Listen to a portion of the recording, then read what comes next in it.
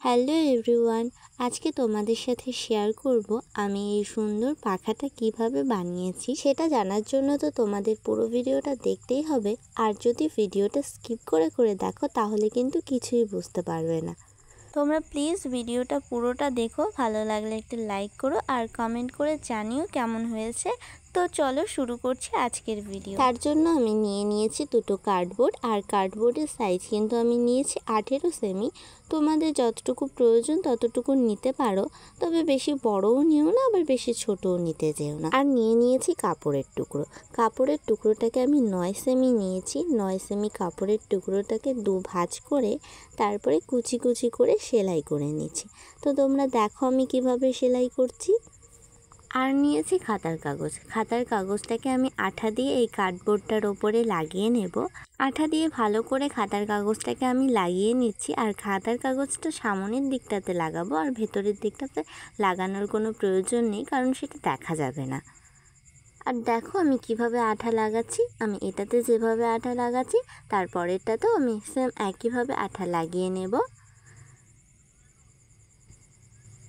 এখানে দেখো আমার দুটোতে আঠা লাগানো হয়ে গেছে। আর এখন আমি নিয়েছি সেই কুচিটা যেটা আমি বানিয়েছিলাম কাপড় দিয়ে, আর সেটাকে আমি আঠা দিয়ে ভালো করে লাগিয়ে নেব। আর একটু বেশি করে আঠা দিয়ে এভাবে চেপে চেপে ধরে রাখতে হবে কিছুক্ষণ, যাতে আঠাটা ভালো করে সেট হয়ে যায়। আর এটা যেহেতু কাগজে লাগানোর আঠা, তাই কাপড়ে লাগতে একটু সময় লাগে। তোমরা একটু ধৈর্য ধরে ভালো করে এভাবে চেপে ধরে রাখবে, দেখবে কিন্তু সেখানে লেগে যায়, খুলে যাওয়ার কোনো সম্ভাবনা থাকে না। কিন্তু একটু সময় নিয়ে তোমাদের ভালো করে সেটাকে সেট করতে হবে। আর নিচে দেখো আমার লাগানো হয়ে গেছে।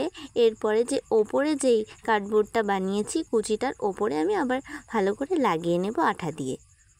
কার্ডবোর্ডটা লাগিয়েও কিন্তু একটু কিছুক্ষণ এভাবে চেপে ধরে রাখতে হবে সেট হয়ে যাওয়া পর্যন্ত। আর নইলে তোমরা কিন্তু কার্ডবোর্ডটা লাগিয়ে কিছু এর ওপরে ভারী জিনিস রেখে দিতে পারবে কিছুক্ষণের জন্য, তাহলে ভালো করে সেট হয়ে যায়। আর এখানে দেখো আমি পাখায় কাঠি লাগানোর জন্য বাঁশের কাঠি বানিয়ে নিয়েছি। তবে এখানে যদি তোমরা পাট কাঠি ইউজ করো সেটা কিন্তু ভেঙে যেতে পারে, কিন্তু বাঁশের কাঠি সহজে ভেঙে যায় না।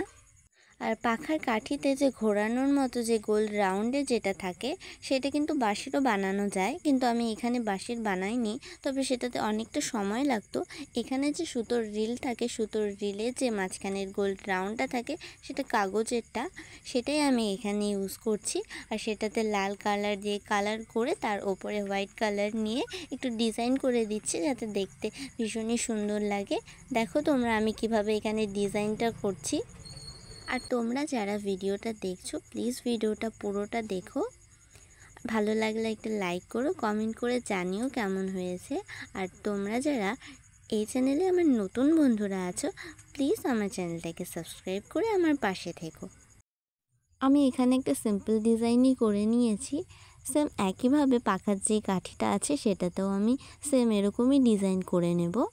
আর আমি ভাবছি পাখাটাতে একটা অন্যরকম কিছু করি। অন্যরকম বলতে আমি অনেকেই দেখেছি পাখার ওপরে কলকা আর্ট করে, কিন্তু আমি ভাবছি এখানে একটু অন্যরকম ইউনিক স্টাইল করলে কীরকম হয়। তাই আমি এখানে একটা ড্রয়িং করে নিয়েছি। আর তোমরা সবাই কমেন্ট করে জানাও তো আমার এই ড্রয়িংটা কেমন হয়েছে। আর এই আর্টটার পুরো ভিডিওটা কিন্তু আমার করা আছে, আমি এই চ্যানেলে পরে আপলোড করব, তোমরা কিন্তু সেটা দেখে নিতে পারো। আর এই পাখাটাতে যদি এই আঁকাটা আমি দিতে চাই তাহলে অনেকটা বড় হয়ে যাবে ভিডিওটা।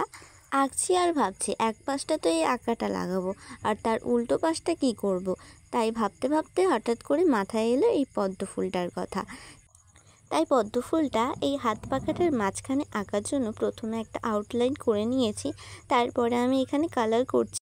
আর আমি এখানে পদ্ম ফুলটাতে বেশি ডিটেলস অ্যাড করিনি, হালকা একটা রেড কালারের সাথে একটু হোয়াইট কালার মিক্স করে কালার করে নিচ্ছি। আর ফুলটা করার পর চারিপাশটা দেখছি কেমন ফাঁকা ফাঁকা লাগছে, তাই চারিপাশে একটু হালকা করে ডিজাইন করে নিয়েছি। আর কলকা ডিজাইন কিন্তু আমি খুব ভালো পারি না, তবুও এখানে একটু ট্রাই করছি, তোমরা বলো তো কেমন হয়েছে। এখানে আমি একটা করে ফুল এঁকে নিচ্ছি আর সাইডে একটু পাতা পাতা দিয়ে নিয়েছি। পুরো হাত পাখাটাতে এরকম আমি ফুল আর পাতা এঁকে নেব। আর এরকম হাত পাখা কিন্তু আমি ফার্স্ট টাইম বানাচ্ছি, আগে কখনো কিন্তু এরকম পাখা আমি বানাইনি। দেখো এখানে আমার পাখার কাজ কিন্তু মোটামুটি কমপ্লিট। এক পাশে তো আমি ফুলটা এঁকে নিয়েছি, আর এক পাশে যেই ড্রয়িংটা করে রেখেছিলাম সেটা এখানে আমি আঠা দিয়ে ভালো করে সেট করে নিচ্ছি। আর এখানে আমি যেই বাঁশের কাঠিটা বানিয়েছি সেটা এখন আমি সেট করে নেব পাখাটাতে। আর এখানে দেখো বাঁশের কাঠির মাঝখানটায় কিন্তু চেরা আছে, এই চেরাটা দিয়েই কিন্তু আমি পাখাটা এভাবে সেট করব। পাখাটাকে ভালো করে ঢুকিয়ে নিচ্ছি। আর এই কাজটা কিন্তু আমি খুবই সাবধানে করছিলাম, কারণ আমার এই হাত পাখাটার দুপাশে কিন্তু দুটো ড্রয়িং ছিল, যাতে সেগুলো নষ্ট না হয়ে যায়। আমি এখানে ভালো করে ঢুকিয়ে নিয়ে এই যে ওপরে জায়গাটাতে আছে কুচিটা একটু সরিয়ে এখানে আমি সুতো দিয়ে ভালো করে বেঁধে দেব। আমি এখানে সুতো দিয়ে বাঁধছি আর দেখছি কাঠিটার নিচটুকু তো কালার করেছি, ওপরেরটা কোনো কালার করিনি, তাই এই জায়গাটা দেখতে ভালো লাগছিল না।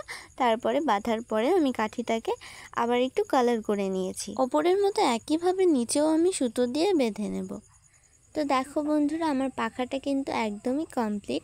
আমি ওপরে যেভাবে বেঁধেছিলাম সুতো দিয়ে, নিচেরটাতে কিন্তু সেভাবে বাঁধা যায়নি।